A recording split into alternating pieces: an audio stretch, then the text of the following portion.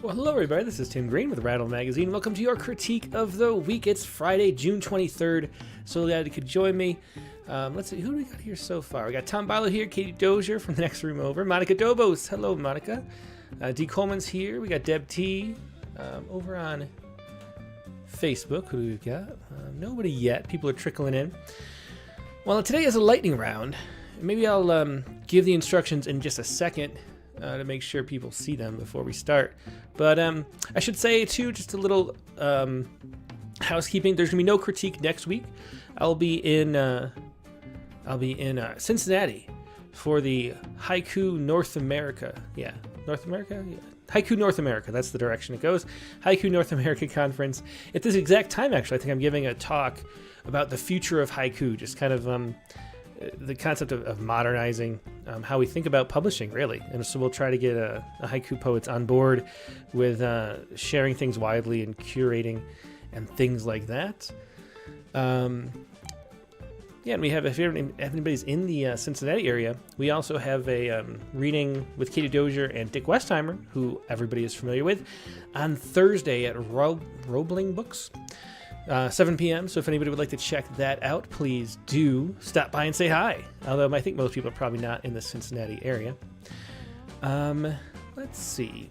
Okay, so this is going to be a lightning round. And what we're going to do, we do this like once a month or once every 6 weeks or so, is I'm going to use the open mic email address. So that's the email address right there. If you'd like to share anything, any poem for critique, just email it right now and say critique of the week in the subject line or something so I can see what it is. Email it to openmic, that's openmic@rattle.com. And then we will go over it. We'll go over as many as we can. If you have any questions too, specifically, anything you want me to talk about, feel free to leave in the chat window and I'll go on with that too. So feel free to email me any poems. It can be any poems you want, critique, but we'll pull up as many. It's a lightning round. I say it's a lightning round, yeah, so I try to go as fast as I can, but I kind of get hung up on it. But if you would like to participate, then email poems right now to openmic. That's openmic@rattle.com. And all right, let me. Hopefully, no one's mentioned the sound. I feel like I have a little echo. I don't know why. But that's interesting. But anyway, I don't know if anybody else can hear it. Okay. Let's see. Well, over on Facebook, we've got Sharon Ferrante. We've got Marguerite Doyle. We've got Jenny Middleton. Yeah, no echo on Facebook. Okay, yeah, I think it's just my headphones might be turned up loud in a weird way or something. Maybe. I feel like it's just me. But anyway, okay. That sounds good. Thanks. Sherry Poff is here to say if that sounds fine too. John Atkinson is here. Yeah, good to see you all. Okay, well, let's get into this lightning round and enjoy critiquing some poems. As always, the point is to give a workshop experience to people who don't have a group of friends that can sit around and talk about poems, and in that way that you do. If you're a stranger reading a poem, if you're an editor opening up a submission, it's hard to know what people think about your poems. If you're just showing to friends that know you really well and you're always showing them their poems so they know your work. This is what a stranger encounters when they see your poems in a book or in a magazine or as in a submission. And that way we get to learn, what's working and what's not. So leave as many comments as you can on Facebook or YouTube. And the poets can watch, of course, because everyone's here right now. Okay, well, let's dive in. And the first poet we have up is a familiar face. Lucy Chow sent one early this morning, knowing what was coming up. And so let's take a look at Lucy's poem. This is A Still Life with Broken Branch. And Lucy's a regular contributor on the Rattlecast Open Line, so you're probably familiar with her work. A lot of times her poems are longer and definitely rich in language. This one's a shorter one for Lucy. And what did she say? She said, I find myself approaching the intertwined images and symbols in this poem in a very dreamlike, free associating manner. I pretty much just let myself be carried away by the particular form of the poem, interlocking identical rhymes, which emerges spontaneously at the outset of a free writing session. So I wonder whether the shades and layers woven into the imagistic fabric can be effectively translated into the reader's experience, and whether this form is at all appropriate to the subject and tone. In a word, whether the formal features help the picture I'm painting come alive in the reader's imagination. So take a look at the formal features of this, which is interesting because Lucy, tends to be a free verse writer. So let's hear it. This is Still Life with broken branch. Sunlight falls across my wooden floor, like deer with branching antlers charging on the spring forest floor. Budding trees sprouting antlers. When the antagonists clash horns, their miscible skins become one. Light's boneless body snails its horns out to seek its mate, the dark one. The window panes, prismatic blades, stand still at the speed of light, vulnerable to its own crossing blades to intercept slices of light. These cross sections are taken without traumatizing muscles of beams. Trees grow into my room from without, entwine boughs with my beams. Toward where light has lain resting and simultaneously locked in war, as if running, my body moves, arresting itself, shocked, like the shock of war. Like when a man standing under a branch, he has sawn off. Like when a man standing under a branch he has sawn off is struck on the head. My shadow has cut a gash into the branch of light that breaks and hits my head. I remember the pine trees, get jagged wound, and the woundling man lying floored. A leaf says to its bud skin, grown a wound, for me to grow, sun, trees have flowered. So that is Lucy Chow's poem, Still Life with Broken Branch. And as always, the poem is really rich in language, as Lucy tends to write in that style. And I like the rhyme and the repetition. The only thing, so we have, it feels a little, to go floor to flowered when every other thing is matched completely felt a little off to me. And I'm not sure if everybody agrees with that. But to me, it felt too a little, like it reminded me of the poet was writing a poem instead of being lost in the language and feeling the repetition there. Did she say what? I don't think, I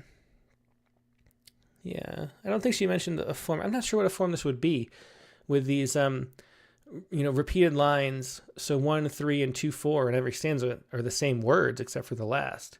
And I don't, that form works for me. What does everybody think about it?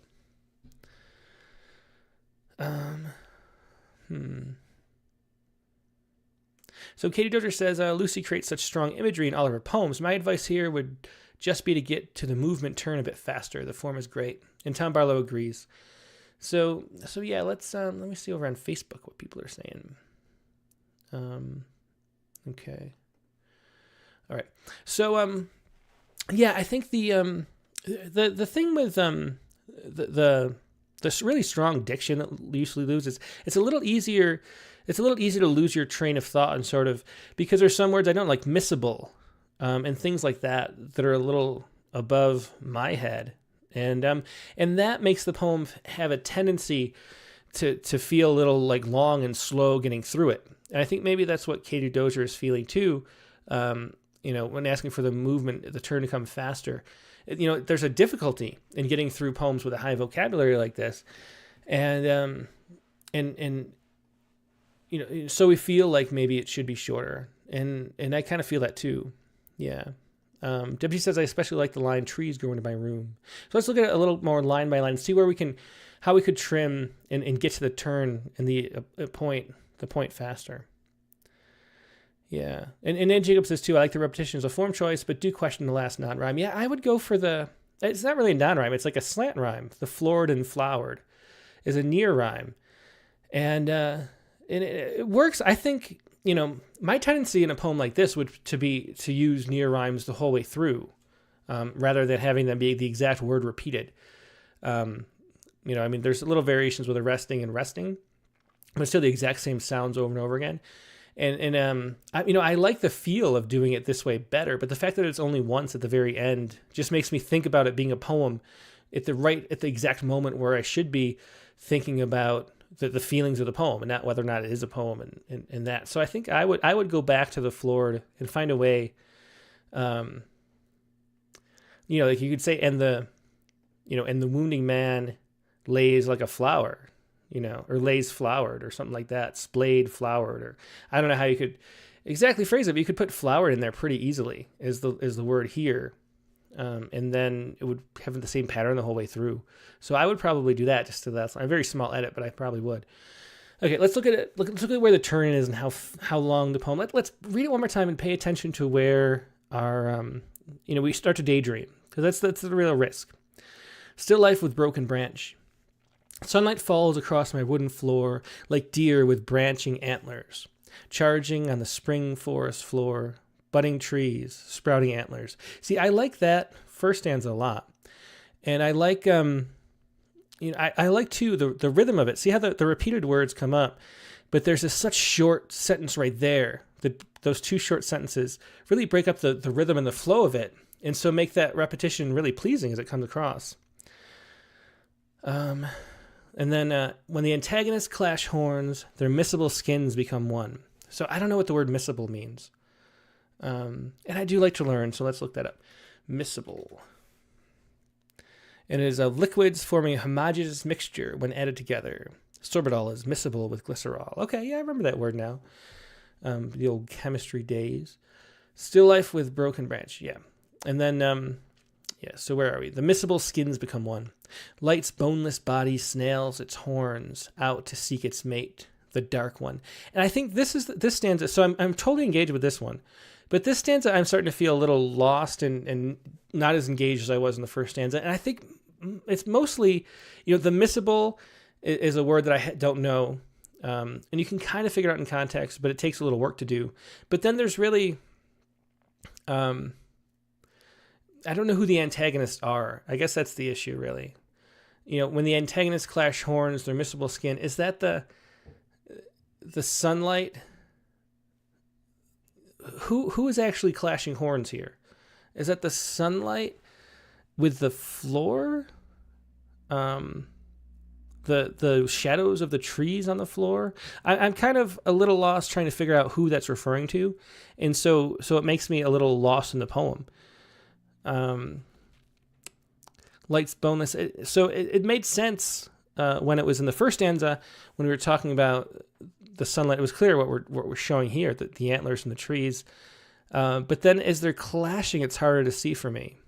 Light's boneless body snails its horns. I like that phrase, snails its horns, though. That's cool. Out to seek its mate, the dark one. And who's the dark one? My window panes, prismatic blades, stand still at the speed of light, vulnerable to its own crossing blades to intercept slices of light. I really do like the repetition. These cross-sections are taken without traumatizing muscles of beams. Trees grow into my room from without and twine boughs with my beams. See, and now I'm feeling back. Now that I've re-entered the room, I'm feeling better. So I wonder if we could just cut this stanza. And that's a way we could get it quicker to the turn that Katie was talking about. Towards where light has lain resting and simultaneously locked in war as if rutting. My body moves, arresting itself, shocked, like the shock of war.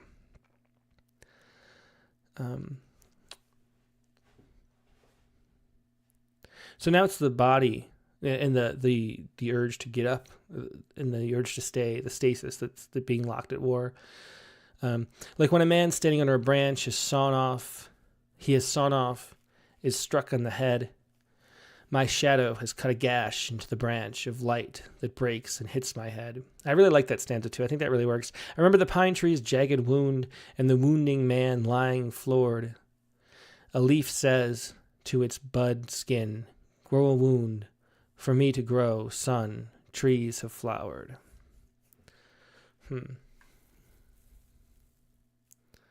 Yeah, I think, to me, what I would do is cut this. I think this doesn't add too much in it. It's too abstract. You don't need it.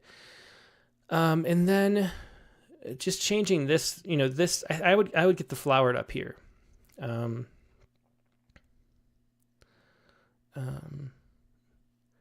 Yeah, and there's a lot of ways you could phrase that.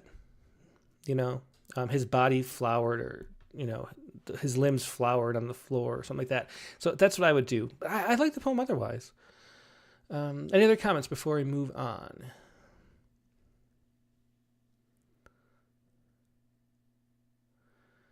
Let's see.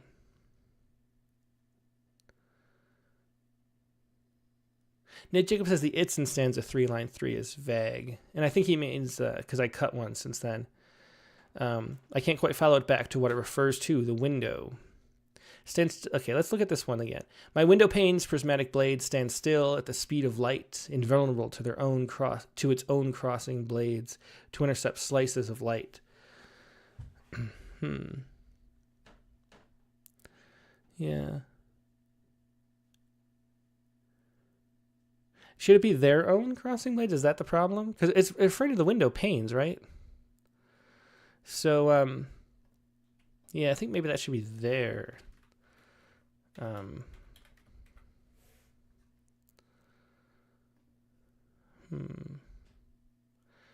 Yeah. And then, yeah, Debs says, like many have said, I love the rich language and repetition. Yeah, me too. I really like the form. Nate Jacob says, last line leaves me hanging. And I think it does too, but I think it hangs in a nice way because we're thinking of the way, the trees, how things come to be in the spring, and we're trying to get out of bed. And so I think that works pretty well. Emily D. Ferrari says, I love the imagery of the fighting deer in the shadows of the floor. Love it. I don't get the metaphor for the war-like wound. Yeah. Yeah, so those are the things that work, and those are things to work on, I would say. Okay. Sherry Poff says, yeah, trees flower in response to light.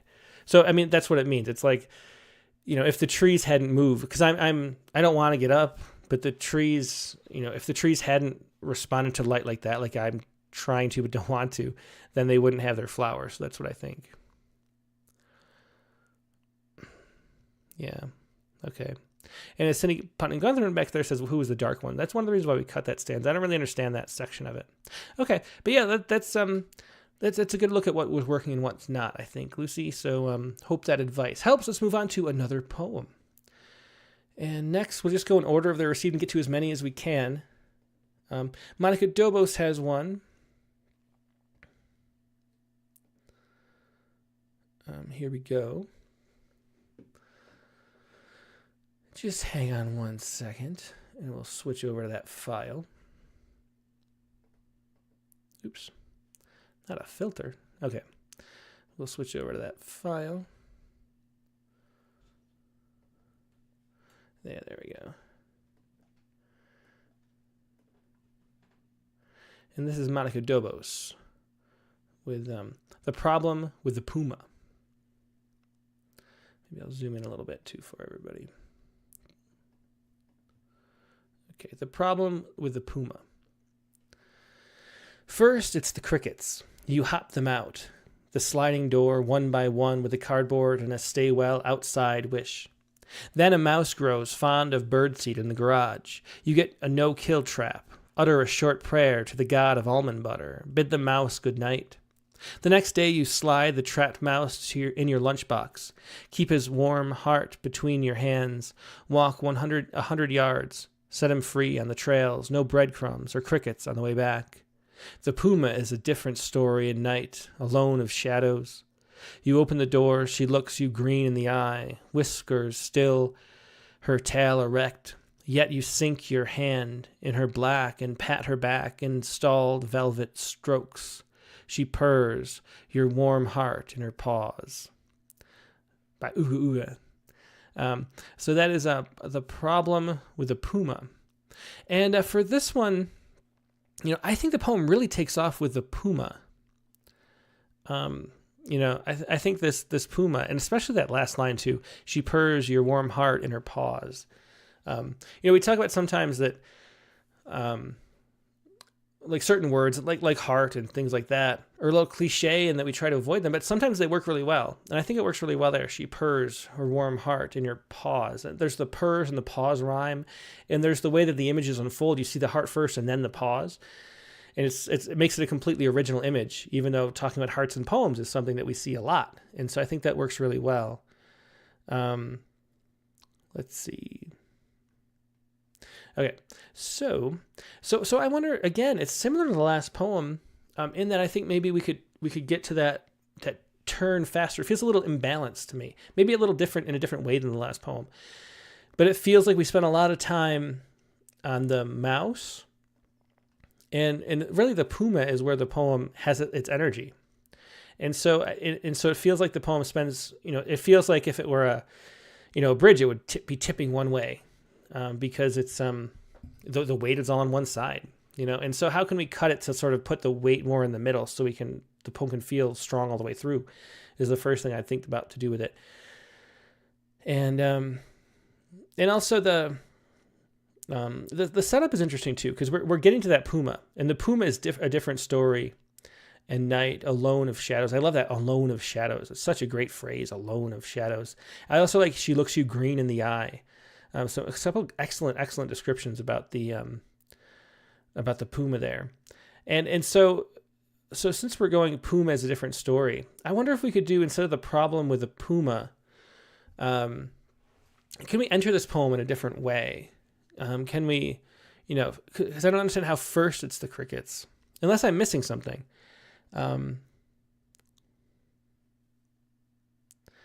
Yeah. So Nate Jacob says, what is the problem here, Monica? I want to pet the Puma. Yeah, so the problem with Puma just feels a little off. So Deb T says, I like the suspense of the Puma in the title, but then going to the crickets and the mouse first. Yeah, I like that. So the Puma is a different story. And I wonder if we can read into it like, because first it's the crickets. There's a way that we could enter it and say, and reference that the Puma is a different story a little more strongly. So, some kind of conversational thing that would make a little more sense,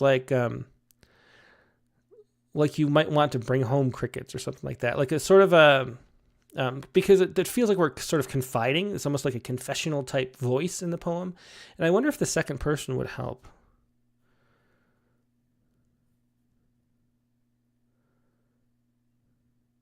Let's see.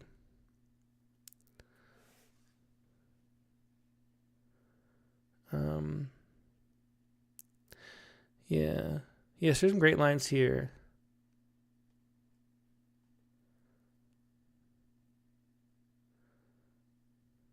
Let's see.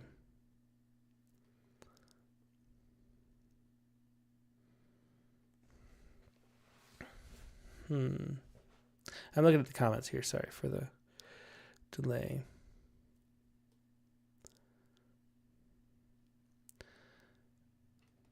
Yeah. Did you somehow we need to tighten the tension in the third stanza? I was expecting to feel danger, but didn't, which is kind of a nice surprise. I just want the danger to last. Let's see.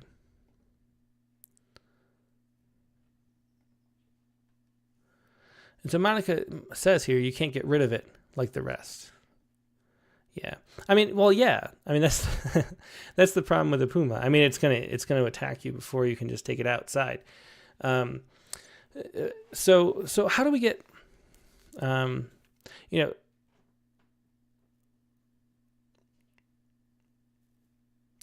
if we just said like with crickets? With the crickets, you can hop them out. Let's start the poem like this. I think that's a better way to entry.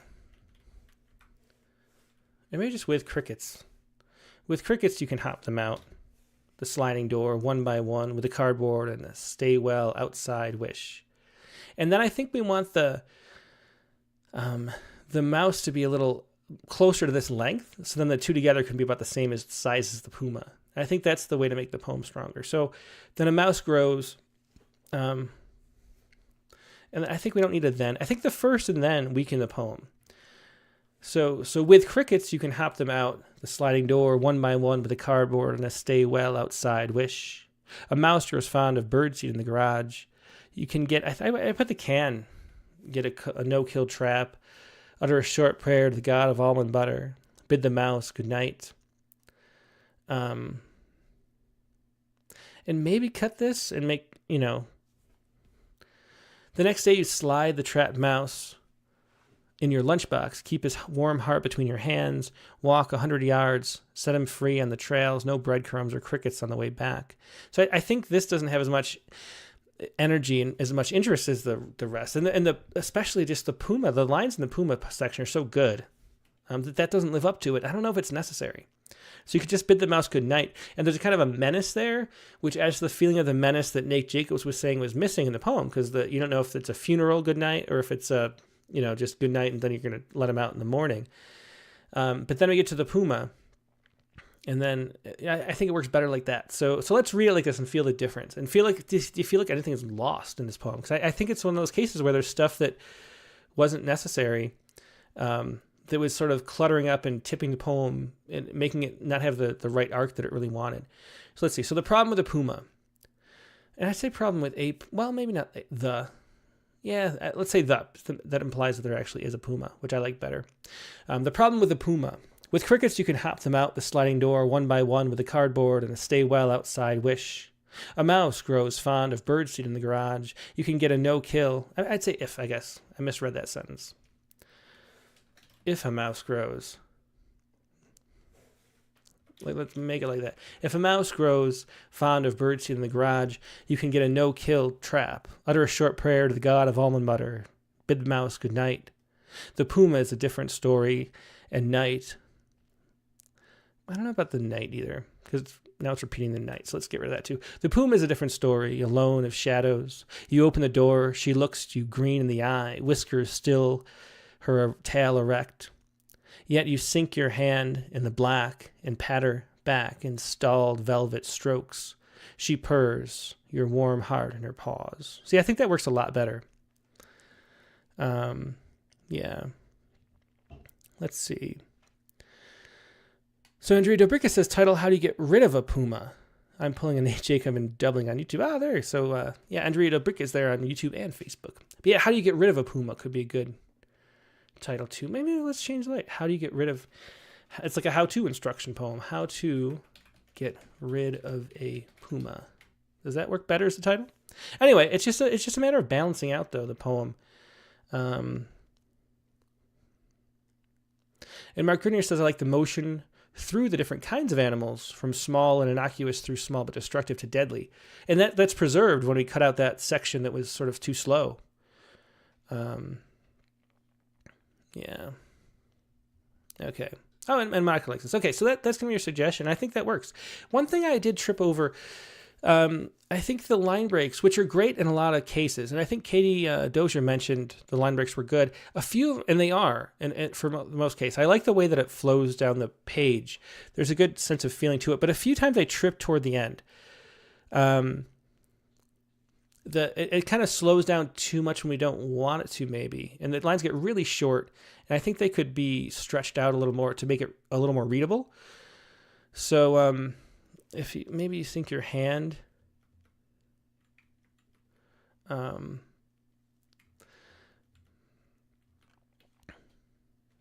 maybe your hand. Yeah, I think I would. You sink your hand in her back and pat her in her black and pat. I'm not sure where. Let's see. It's the stalled velvet strokes that I really feel like that they need to be broken out a little more. And I wonder about the stalled velvet strokes. Is that the right word, stalled? The Puma is a different story. Alone of shadows. I do like that line break. You open the door, she looks you green in the eye, whiskers still, her tail erect. Yet you sink your hand in her black and pat her back. Installed. I think you need to move that up. She purrs, your warm heart in her paws. Well, I don't know. It's a difficult... Yeah, Katie Dozier says delete stalled. Yeah, and maybe that works. And maybe it doesn't need your hand can maybe be down. It's starting to get really thin lines, but that's okay, except for where it was trippy there. And Katie says, because velvet implies slowness, even though it refers to the Puma's fur. Yeah, I think so. Okay, so maybe that fixes that too. Let me read that last one again. Just the very end. Yet you sink your hand in her black and pat her back. Part of it is the back, pat, black. There's a way that moves together that makes it, I think we want... Maybe if we just move the and up, even though we don't usually end with a conjunction like that. You sink your hand in her black and pat her back in velvet strokes. I think that's better. She purrs your warm heart in her paws. Yeah, I think that's better. I think that's what to do. So a little bit, it was just a little trippy there because of the sounds and the way that the pauses fit with the sounds felt a little off to me. Okay, so that is my, so Mark Kerner says the distancing of the mouse to keep it from coming back is important, I think. And I think, I don't know, is it important? I'm not sure. If you think it's important, maybe add another line to acknowledge that. And Monica too said she has a problem. She has a whole series of poems about the problem. So I think the problem, I'd keep it. That's worth it. The problem with Puma. I like that title. The problem with the Puma sounds great too. Okay.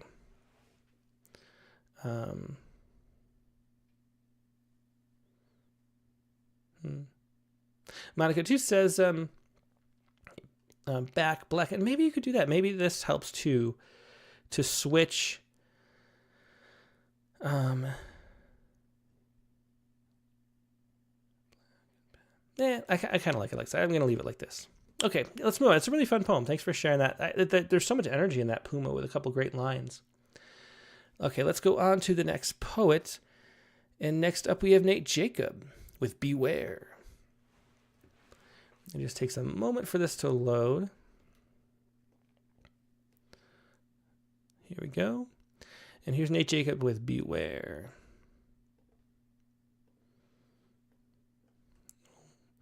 Get a little bigger too. There we go. This is Nate Jacob's poem. Let's take a look. Beware. For most of our lives, we avoid the best trails. We avoided the best trails, stayed closer to town rather than wander high into the trees and creek beds. We dined in marginal places where the service was okay and the food kept us alive, but the view of the mountains left us gushing to friends about the wild beauty and the untamed thrill of living among bears. We even saw a bear or two every year or two, in all those years from a safe distance, of course. From increasing distances, too. And now we have moved on, down to the flat of the country, where there are no trees, really, where the river runs dry, if at all, and the bears move away thousands or millions of years ago, before humans had ever wandered in to spoil the bears' view, so lovely, during their evening meals. And that is Beware, Wildlife. A poem I can relate to up in the mountains here. Haven't moved away yet. For most of our lives, we avoided the best trail, stayed closer to town rather than wander high into the trees and creek beds. I think great start here. Really nice rhythm to the whole poem and entering it really well. We dined in marginal places where the service was okay and the food kept us alive, but the view of the mountains left us gushing to friends about the wild beauty and untamed thrill of living among bears.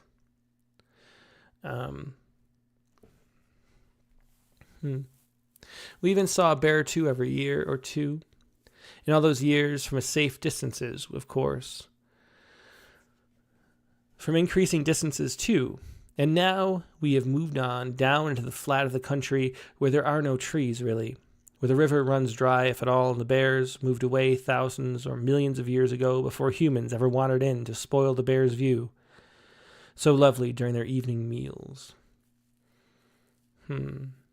Well, it's kind of the writing of it, the sound and the pacing of the lines is really nicely done, but the poem sort of leaves me a little flat. Just it hasn't really said a whole lot, and I wonder. It's one of those poems where I'm wondering what the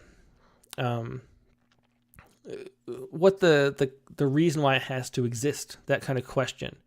I think it hasn't found like there's a reason that was driven, that was motivated you to write the poem, and it starts out well, but it doesn't feel like it finds the truth it's seeking, I guess. It's sort of an easy exit, and I think there's more to mine there. And that's my sense of the poem. Let's see what everyone else is saying about it. Cindy Putnam, I'm because I like the ending. Margaret Joe says, great poem. Um, let's see. And Jen Atkins is a lovely metaphor for life getting further from wild nature. Well, the thing is, it felt that way to me. So Margaret Doyle says, lovely sense of things changing and regret. And Tara Meselik McMahon says, bear poem reads very natural to me. A friend storytelling at night on the porch. Like it very much. Jen Middleton likes it too. So to me, the problem with the poem for me is that I thought it was going in this direction at the beginning, and then it sort of went the direction I was thinking. I guess there's like two possibilities. Like we went and we explored it more or we explored it less. But there was a way we either sort of encountered the wilderness more or less, and that was a question of which way it would go. But either way, it's kind of not surprising. Andrew Dobricka says, the people left me feeling nostalgic or melancholic somehow, pensive even. I like how it stays in my brain like an after image. Roman Bobek says, I think the part about increasing distance can be explored more based on the start. That's what it really seems to be about.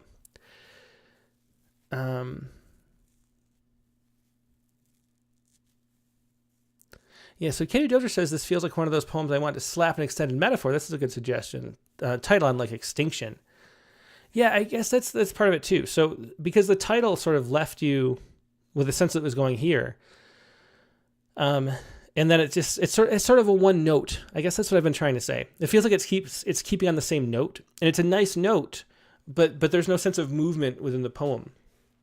So and doing something like Katie Dozier says, like making it an extended metaphor by just calling it something different. Even something strange like, Olive Garden or something, just something that make us expand our thinking a little more. I think that would help.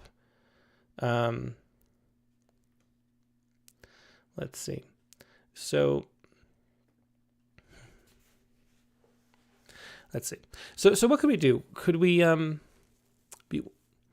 think if we change the title, I think that would make the poem more interesting. For most of our lives, we avoided the best trails, stayed closer to town rather than wander high into the trees and creek beds. It's just great rhythm and voice there. We dined in marginal places where the service was okay and the food kept us alive. But the view of the mountains left us gushing to friends about the wild beauty and the untamed thrill of living among bears. Spartacus says, would it be better to end it and now we've moved on? I wonder if maybe that's it. Maybe it didn't leave enough. Yeah. And Monica Doe was saying, I need a turn in this poem, like a bite. So, but would that make it sort of would that make it feel like a turn if we're tagged enough? Because right now it's just, especially once we read this sentence, we kind of know the rest. And, sorry. And so I guess that's where it feels predictable. And I wonder if that would work, if we could just cut this whole thing. Let's just read it like that, like Spartacus suggests, and see. And let's call it extinction. Why not? Extinction. For most of our lives, we avoided the best trails, stayed closer to town rather than wander high into the trees and creek beds. We dined in marginal places where the service was okay and the food kept us alive, but the view of the mountains left us gushing to friends about the wild beauty and the untamed thrill of living among the bears. We even saw a bear or two every year or two in all those years, from a safe distance, of course, from increasing distances too, and now we have moved on.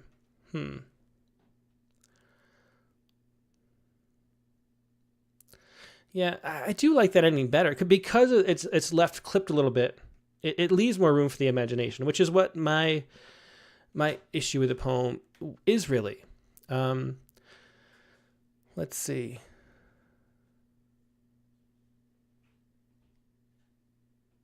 Mark Ritter says, I like the way the poem turns from us watching the bears to bears watching us, and the contrast and visions between the two views.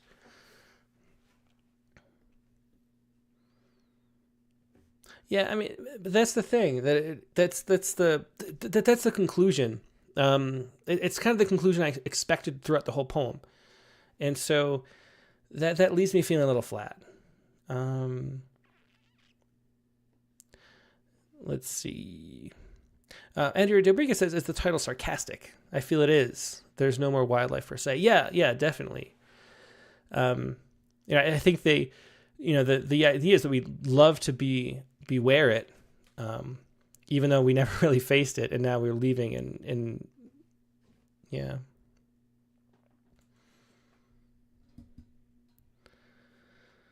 Lisa Seidenberg says, it's the people who have changed here, not the bears. What have they moved on to? Yeah. I like it ending with and now we've moved on. The other thing that I was going to mention that I didn't get to, I think the wild beauty and untamed thrill, I think that could be phrased a little more interestingly too. And so maybe, that's something I'd spice up with a metaphor or something like that. Yeah, but I like the poem ending on and now we've moved on. I think it's a good suggestion by Spartacus.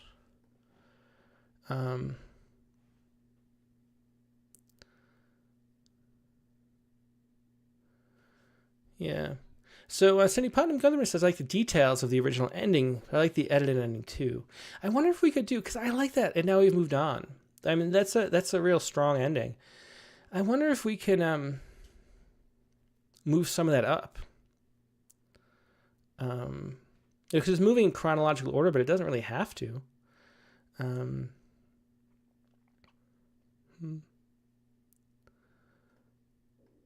Yeah.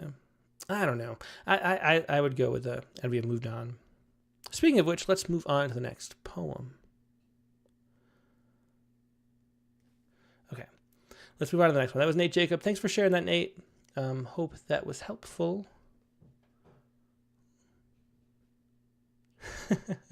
He says, I missed this question. He says, who would win in a fight, a brown bear or this poem? Well, I don't know. I think it would the poem would play dead on the floor of the trail, and the bear would walk over it and then probably die before the poem disintegrated. And so then the poem would win because it would last longer. That's my answer to that. Thanks for the question, Nate. Okay. Let's go next to, Deb Tannenbaum. And so there's a few questions on this attachment too. So let's take a look at these by Deb. And we'll have to flip it over to the right poem. Are you there, Muse? This is Deb Tannenbaum. Let's make it a little bigger too again. There we go, that's better. Okay. Are you there, Muse? Tonight I lure you. I dangle my fatigue a feathery charm. I ask for fewer words, but apt ones. Perhaps debacle or salt, possibly obsidian. No, maybe yonder, or something moving in a verb. This morning I hiked through the glare of sun-drunk air. My heart beat double quick. The eroded, steep trail slowed and concentrated me. I fished for inspiration. You suggested shade and the almost always rocks poking me underfoot, the places where the way was soft with pine needles. Trees are poetry. Most of today's were lodgepole. The pine-scented breeze was poetry sighing. Half of the trees dead on their feet, racked and ragged. Insect-infected casualties. I looked away yonder, up top at Timberline, twin alpine lakes, clear, trout swimming quiet. Descending was fluid ease, body, breath, and path in sync. I forgot poetry, foraged for mushrooms instead.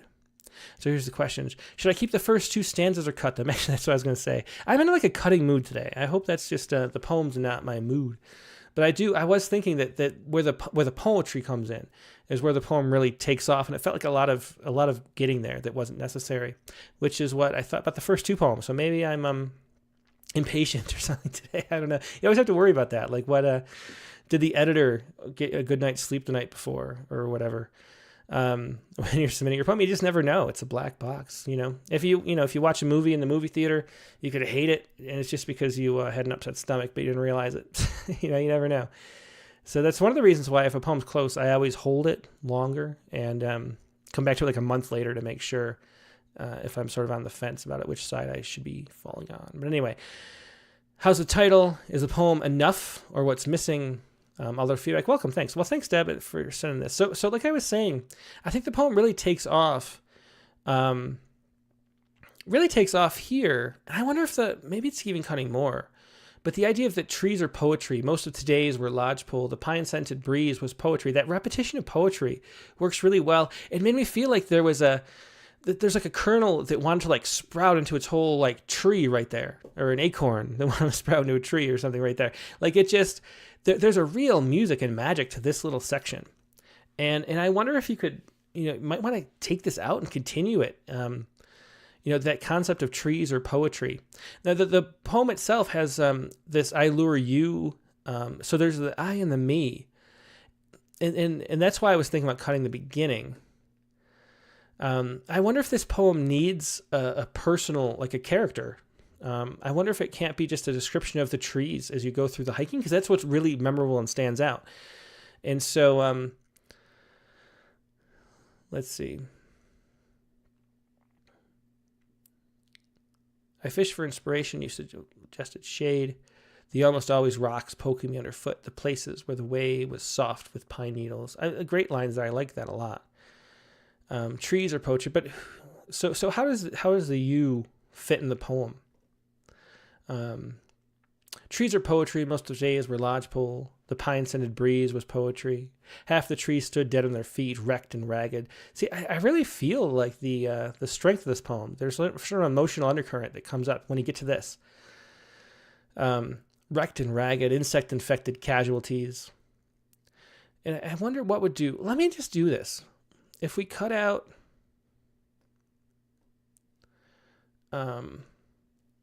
if we just took the descriptions and took out the speaker and let them just speak of what they're sort of seeing instead of entering the poem with the first person, I wonder if the poem would work better that way. If we just went through and cut all the stuff that was like that story. So are you their muse? And she asked about the title too, Deb did. And I think the title could use some work too. And so maybe we'll be able to take something that we cut later and make that the title. That's always something interesting to do, a nice way to do it. But let's grab this poem and let's just trim back the stuff that we... what if instead of tonight I lure you, what about the night is a lure? Like what if we go like that? We pull out the subjects... fatigue, a feathery charm, like that. It's kind of ironic. Fewer words, but apt ones. We could even leave that. Fewer words, but apt ones. Oops. Uh-oh. Don't want to do that.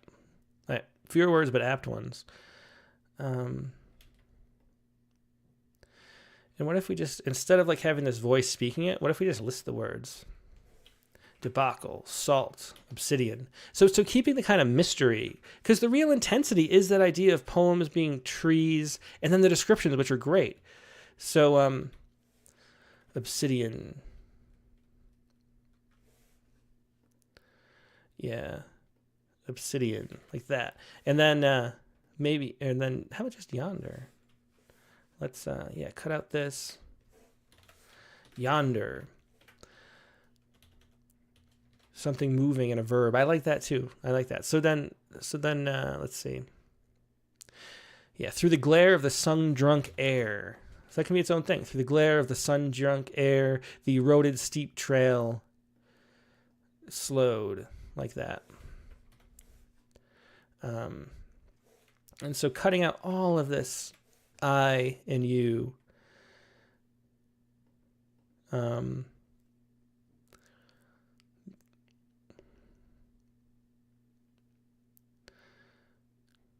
Let's see. Yeah. We get the rhythm me too. The way was soft with pine needles. Is that a great line? The way was soft with pine needles. Trees are poetry. Most are lodgepole. What about that? like that. The pine-scented breeze was poetry sighing. I guess we should, well, for this sake, we'll keep it in the past tense. Most were lodgepole. Most were lodgepole. The pine-scented breeze was poetry sighing. Half the trees stood dead on their feet, wrecked and ragged, insect-infected casualties. Let me, not to look away, up the timberline. Twin alpine lakes clear, trout swimming quiet. Descending was fluides, body, breath. I don't know where that U came from. Anyway, descending was fluides, body, breath, and path and sink. I forgot poetry, forged mushrooms, and said, what if that was the entrance of the eye? What's the poem? What do we lose? What do we gain by having the poem here? And let's take something that we pulled out and make that the title. What if it was like this is the title? Let's see how much more interesting the poem feels when we do this. Bam. So then we wonder about the U too, the whole way through. Let's just go like title case for that. And then we'll make it a little bigger. Let's do that. So here's the poem now, the long title. You suggested shade, the almost always rocks poking me underfoot. The night is a lure. I think it should be was because we're doing past tense. Let's say the night was a lure. Maybe we can say it is. I don't know. Let's keep it is. We'll have to work on that verb, the conjugation later. Verb tense. So anyway, you suggested shade, the almost always rocks poking me underfoot. I don't know if we need that. There. The night is a lure, fatigue a feathery charm. Fewer words but apt ones, debacle, salt, obsidian, yonder, something moving in a verb. Through the glare of the sun-drunk air, the eroded steep trail slowed. The way was soft with pine needles. Trees are poetry, most were lodgepole, the pine-scented breeze was poetry sighing. Half the trees stood dead on their feet, wrecked and ragged, insect-infected casualties. Up top at timberline, twin alpine lakes clear, trout swimming quiet. I forgot poetry, forged for mushrooms instead. Yeah, I mean the poem still kind of needs more of a turn, but see how I wanted to show just how much the poem is strengthened by taking out the individual relationships here, because by taking out the characters that are appearing in the poem, because the images was what was moving. You don't need that. You don't need that story. You can have it all in the title. Where the you suggested shade, there's a you and me here, so we kind of have that backdrop, but then we just get to experience all the really great images. And so I think that's the direction I would take this poem, even though I do think it still needs more of a turn at the end. And maybe we could even cut more and just end like this and leave it sort of hovering. That's a possibility too. So, I don't know. Those are my suggestions there. I haven't looked at the comments yet. Yeah. So Spartacus likes the shorter version. Yeah.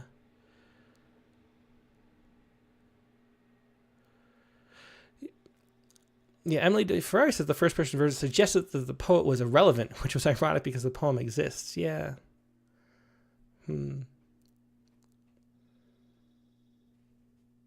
Margarita says the mushrooms at the end are a funny turn, an escape from poetry trees, perhaps psychedelic. That's interesting. Yeah. Well, you can see how this is how I would play with the poem. I think it hasn't quite found the ending yet here, but otherwise I really like the way it moves and enters, and then we get the scenes, because we want this sort of scenes. I think this is like you want to enter the first person here and sort of be seeing what the hiker is seeing as they go through the forest. And I think that really makes the poem stronger and tighter. And then it's just a matter of finding the ending, I think.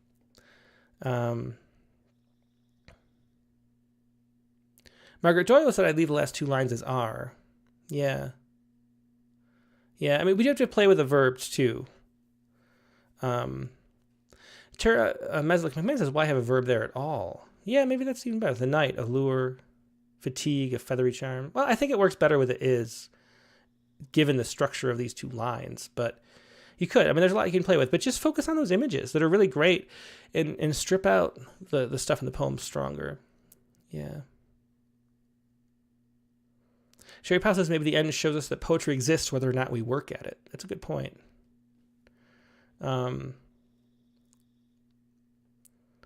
Yeah. Okay. So let's go to another poem. And we have a little bit of time left. Maybe we can do one or two more. I'm trying to make these just an hour, though, from now on, so people can predict how long they actually are. But let's anyway, I hope that was helpful, Deb. Let's go next to let's go to Roman Bobek.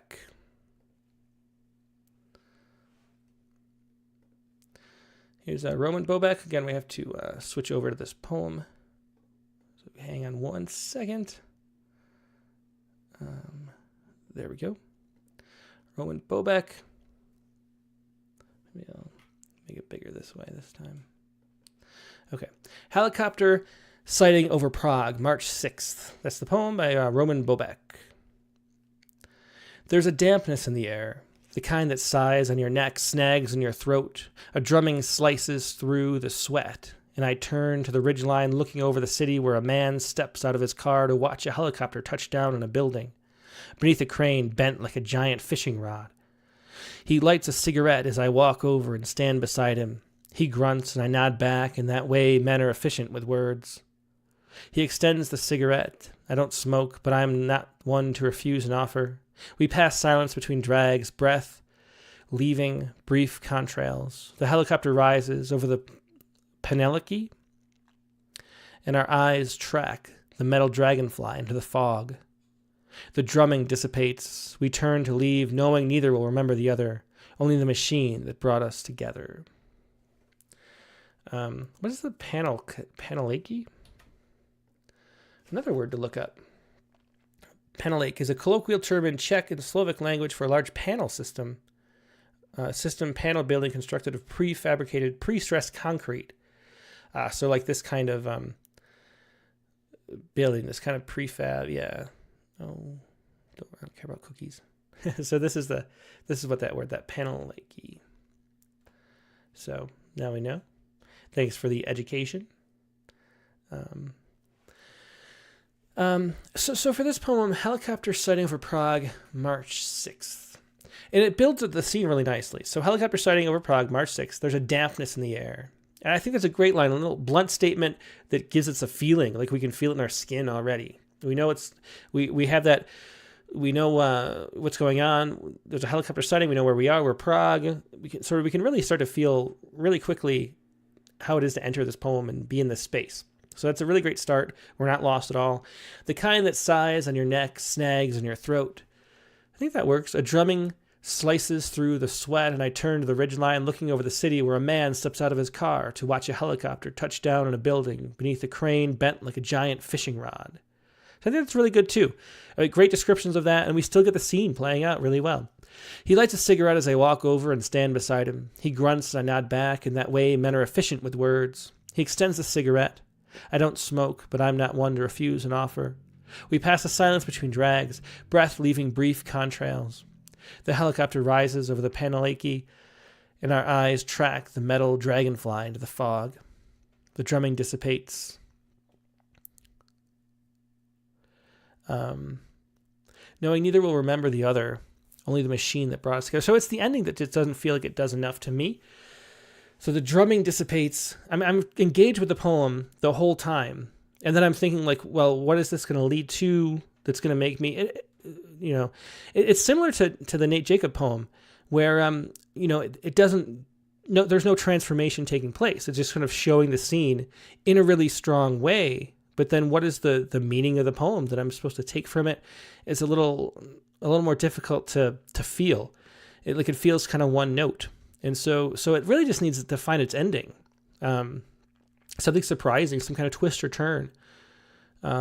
We turn to leave, and then something else happens. Or something else, some other way of You know, it is interesting though. I mean, to think about how you encounter so many strangers throughout the day, especially in a city that you never will see again. And there's a feeling of that. It's one of those things there, maybe there's like a German word for it.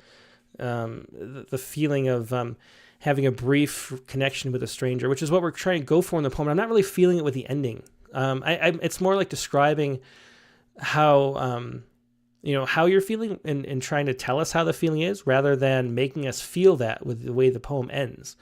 And it really, right to we turn to leave, knowing there could be, there's got to be something else, some final line that makes us feel it rather than think it. And that's what the poem is missing. Otherwise, it's really great. Yeah, because it reads smoothly, the scenes play out nicely. That one word isn't too much because, you can look up a word and not get frustrated, and then you get to learn a word. So that's nice too. Yeah, well, let's see what the comments are. Monica Dova says, it's Europe, the empire of smoking, yeah. Tom Barlow says, interesting that they share a cigarette. Wouldn't see this engagement in this country. Oh, that's a good suggestion. So Emily DeFerrari says, I almost want to know what happens to the cigarette. End with we turn to leave, the cigarette ground under a foot or something like that. Yeah, that's a good idea. Dolly says such good poems. And yeah, I mean, the fact is, like I always say when we do these lightning rounds, we're getting kind of nitpicky. There's nothing with the language that's wrong because people who want to do the critique of the week every week know how to write, so there's no, there's really clear, interesting images. We're engaged in the story. There's a lot of stuff. There's just poems that are missing a little bit or need some trimming or cutting. Yeah. Yeah, so Roman Bobek says that's what I'm having trouble with. I was hoping fresh eyes could figure out what I'm trying to get at. I love the idea of Emily DeFerrari's here, Roman, that of any on the cigarette somehow. And maybe someone else comes by to sweep up the cigarette days later. Or, I don't know, like leave on something like that instead of like telling us that we'll never remember each other, like show us the way that we don't in a city. Or, something like that. There's a way you can add an image that sort of represents it. And that's the thing to find. And that's it's the hard thing to make a great poem is to figure out what stands in for that. But it's like sort of set up and it's like one of those, it feels like playing volleyball and like it's a perfect set and you're just waiting for the spike, and then the spike hasn't come yet. So, so cut that ending. And I really do like the idea of the cigarette, because that is a detail that was gone throughout. Yeah. Mark Grenier says has a good point too. What does the date in the title have to do with the rest of the poem? Is the description of the relationship between the men enough to carry the poem as it must, I believe? Yeah. So why is it March 6th too? That does, I forgot about that detail. But if you say the date, it makes it feel like it's significant. Because anything you point out sort of has significance. And so why is that date significant? Maybe there's a reason we don't know, or maybe it should just be cut. And if there's a reason we don't know, maybe hinting at it more with an epigram or something like that. Yeah, but follow that image further. Like or just the curb or the way the silence falls after the helicopter leaves and you've left too. Like we leave like the silence. I mean, it's kind of cliche, but something like that. Yeah. And Dolly says, Mark, I think it's about a trivial day turned out to be a poetic experience. Yeah, I mean, that is. And there's that feeling of whatever that is where you have this. I mean, they swapped a little bit of spit on that cigarette, and then they're never gonna mention this thing again, and except for the poem might not even remember it. And that's always a really interesting thing. So it's just a way to find the way that it ends and an image whenever possible in a situation like this, because I think that's usually stronger. Emily DeFry says the poem suggests the tenuous temporary nature of our contact with each other. Great way to put it. The date and the title seem to me to accentuate that the poem is a moment in time. Yeah, I wonder, so instead of maybe helicopter sighting in Prague, what if we, like 1:58 p.m.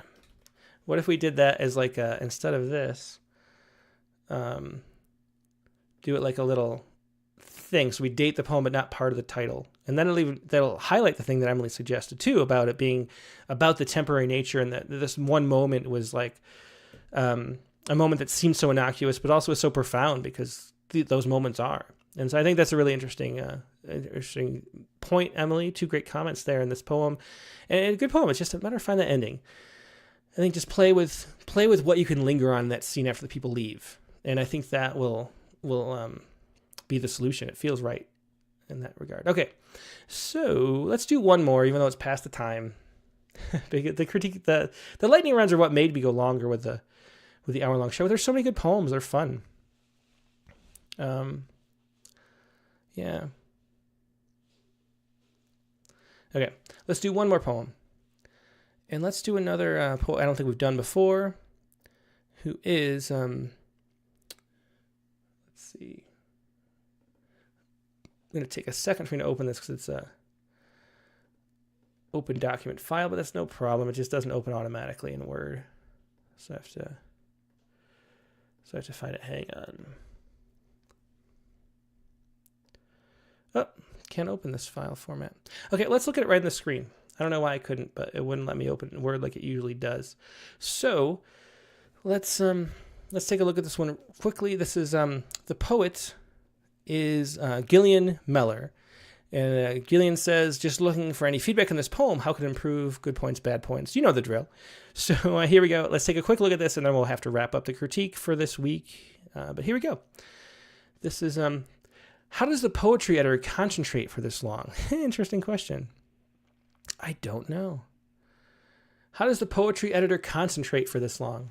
The poetry editor radiates expectation as he sheafs through a printed-out ream. The great poem concealed here could be just 2 millimeters away. That's true to, it's true to form. He's not gone mad with the highlighter. The makeup resting on the contours of his face is light. His forehead seems free of Botox, and though his lips remain unfulfilled, they often break into a smile inside the liner he uses to mark passages for correction. His eyes glitter under shadow as they flick across multiple screens, not beyond learning from the mascara wands of others. He calls up past poems like colors in a shade card, draws up a sigh through the flared colon of his nostrils, tries to make sense of a last line, pulse through the iambic pentameter. Perhaps it has shifted his thinking to the owner of his favorite nipple, which once hardened beneath his fingers, fast as pink chili, rapid drying nail lacquer, wondering if by some slim statistical blip of good or bad fortune, he'll ever see it again. I think it's an interesting poem. How does the poetry editor concentrate for this long? I think it's a really interesting title. It really sets the stage for the poem and what's going on. I'm going to have to, so I can see the comments, I'm going to have to move this over. Does that work? Let's see. If I move the comments here, that's how I could do it. Okay. Now I can see the comments.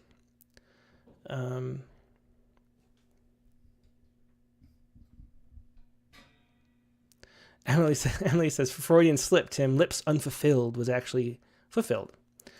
Yeah. Yeah.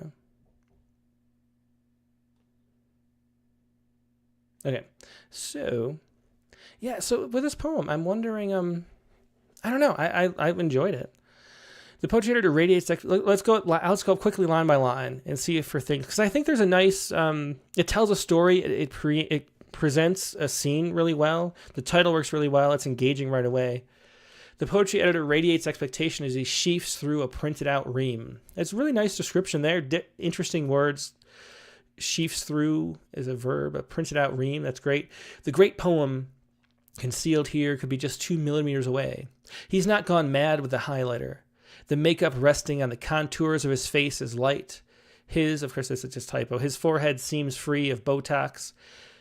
And though his lips remain unfulfilled. I'm not sure I understand the unfilled, not unfulfilled. I did it again. I wonder why. His lips remain unfilled.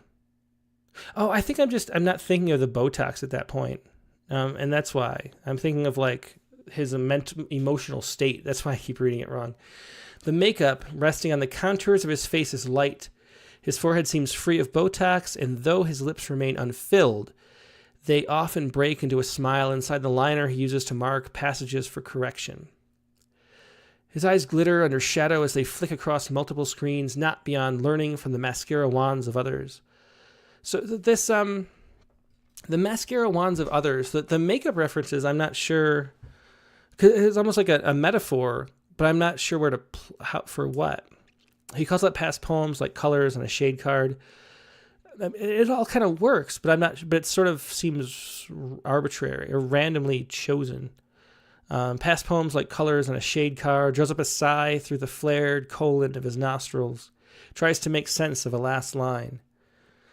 Pulse through with iambic pentameter, another great turn of phrase there. Perhaps it has shifted his thinking to the owner of his favorite nipple, which once hardened beneath his fingers, fast as pink chili, rapid drying nail lacquer, wondering if by some slim statistical blip of good or bad fortune he'll ever see it again. I don't know. I think it's a pretty good poem, and I'm not sure what to change about it, really.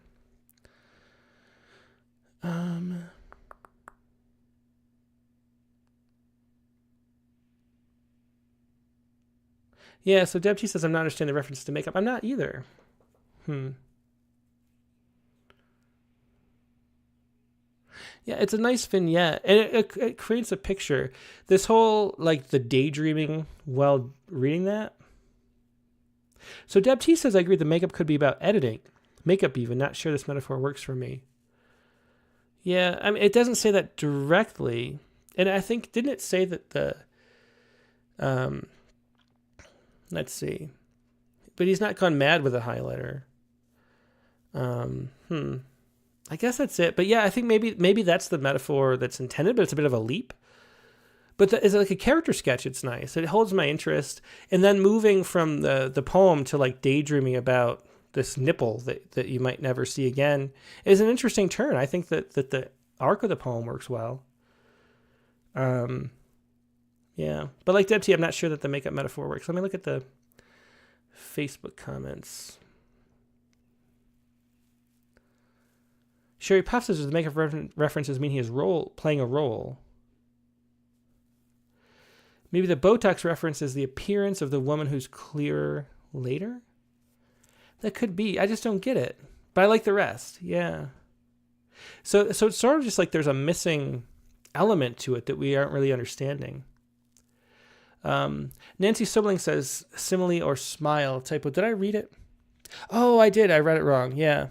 So they often break into a simile inside the liner. Yeah, I think that's one of those, it's a visual pun. Yeah, and I'm just reading it wrong because I was thinking about the poem. They often break into a simile inside the liner he uses to mark passages for correction. But how could lips? I guess that's the thing too. So similar to the unfilled, not thinking about Botox. It's hard to imagine lips breaking into a simile. Inside the liner he uses to mark passages for correction. Yeah, I don't know. It's an interesting poem. Let me. Killing me says he works for tips, of course. Yeah. Yeah. And everyone's wondering. See, that's the thing. We had this is an interesting point too. Let me show this. What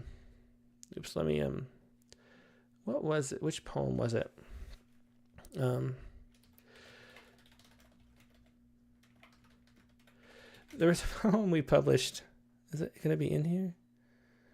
It was, it was Janine Hall Gailey, I think, right?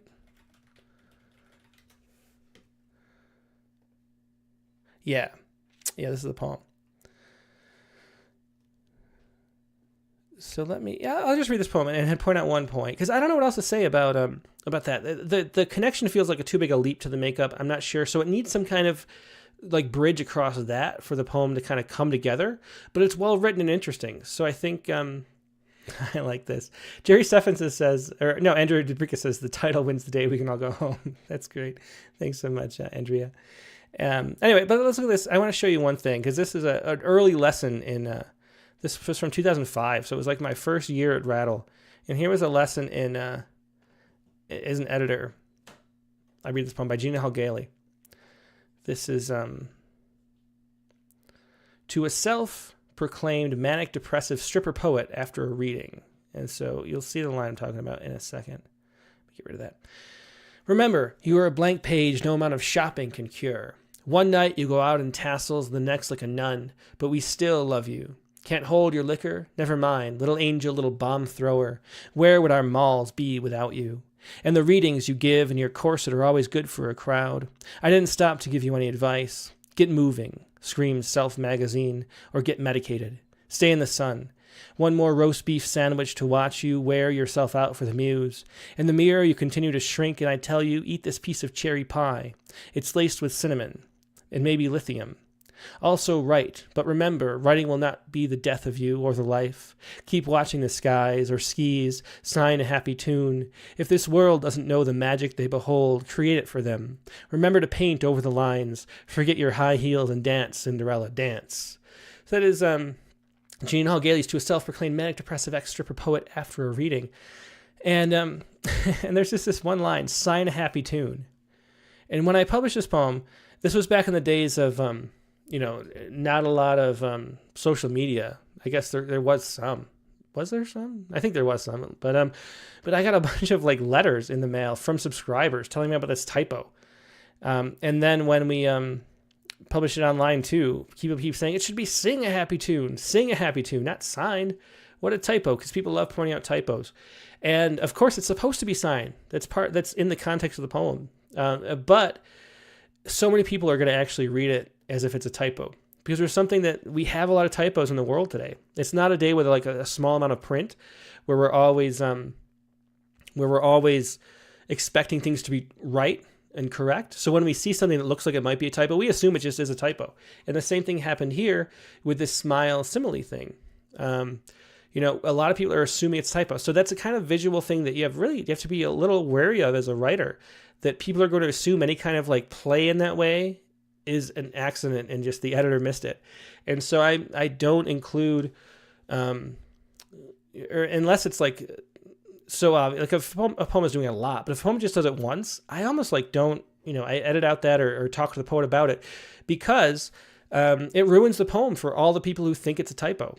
And you're just like thinking about that typo, just this glaring like red light blinking in the middle of the poem, even though it's intentional, even though it's a pun and we're being playful and it makes sense. And so you have to be worried about that as a writer. So that's a good lesson that I learned early on back in 2005 from that poem, and a good lesson to pass along here to end the critique. So thanks everybody for joining me. I wish I had more to say. The poems are they're good. And when they're good, it's just small things to talk about and change, which is fun too, because we get to look at a different sort of level of analysis. So thanks for sharing those, everybody who did. Sorry to those we didn't have a chance to. As I mentioned, there's going to be no critique of the week next week. I'll be in Cincinnati at the Haiku North America Conference, but we'll be back in 2 weeks with another critique. If you'd like to participate, go to rattle.com/critique. Submit 2 poems, just like a regular submission process, but they'll be picked eventually, and we'll go over them, or if we can, as many as we can. So do that if you would like. There's going to be no Rattlecast this week either, because I'm out of town. But we will have a special airing. So if anybody would like to tune in, the regular time is not listed on this splash screen, but the conversation with Ian McGilchrist, which I did September 21st, 2022, was published in print in Rattle number 78. It's a brilliant one about the bifurcated brain and the way that dual processing works to spark creativity, about how poetry is sort of the stuff of the right brain in our society now is the stuff of the left brain. And so poetry is one of the antidotes to the matter with things, as Ian puts it. Ian McGilchrist, of course, is a psychiatrist, and he's the author of The Master and His Emissary, that great book about the bifurcated brain and the way that dual processing system that so many creatures in the world have adapted to, in order to either, because we have to have 2 processes. We have to avoid being eaten and also eat, and they're so different that we need 2 brains to do it running in parallel. And poetry is really the way that those 2 connect. So it's a fascinating discussion with Ian McGilchrist, but it's going to air live at the regular Rattlecast time That is 8 p.m. Eastern on Monday night. It's going to preview the broadcast and a premiere. The actual thing, if you want to tune in and watch with everybody else, you can have commentary go by as it goes. It's also going to be a podcast version on the podcast. So check that out. And then the week after that, we'll be back with a regular Rattlecast with NFC Poets. And that's the special time, Monday, July 3rd, 3 p.m. Eastern, 12 p.m. Pacific. And that's because there are a couple of British poets we want to make sure can join us. That's going to be Rattlecast number 200, NFT Poets, 1 week from Monday, I guess I should say, July 3rd at 3 p.m. Eastern. So hope you can catch all those, and we will see you soon. Hope you have a great week and weekend and all that. In the meantime, talk to you later. Goodbye.